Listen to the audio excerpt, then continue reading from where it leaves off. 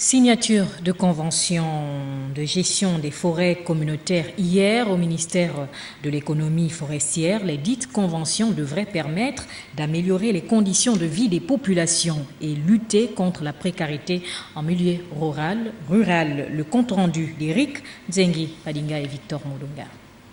Le bien-être social des communautés rurales est au cœur des aspirations des autorités au sommet de l'État. Cette cérémonie de signature des conventions de gestion des forêts communautaires est une illustration des plus édifiantes.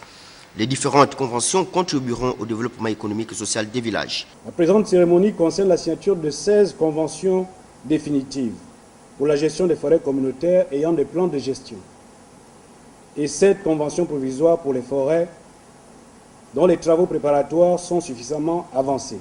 Les conventions résultent de la volonté des plus hautes autorités du pays à impliquer les populations locales dans la gestion de nos ressources forestières, impulser ainsi le développement et la mise en œuvre des projets communautaires à l'échelle du village, du regroupement de villages ou du canton.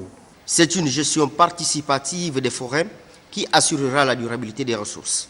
La démarche constante du gouvernement est de permettre que les populations rurales s'approprient le processus de gestion et d'utilisation de nos écosystèmes forestiers à travers le concept de forêt communautaire.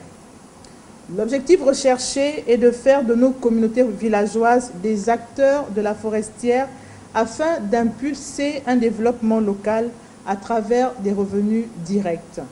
À ce jour, 40 forêts communautaires bénéficient de conventions d'attribution, dont 16 définitives, le tout couvrant une superficie de près de 167 000 hectares dans environ 5 provinces. 51 dossiers de demande sont en cours d'instruction et concernent l'ensemble du territoire national. Les populations exploiteront et valoriseront les ressources ligneuses, les sites culturels et d'autres produits forestiers.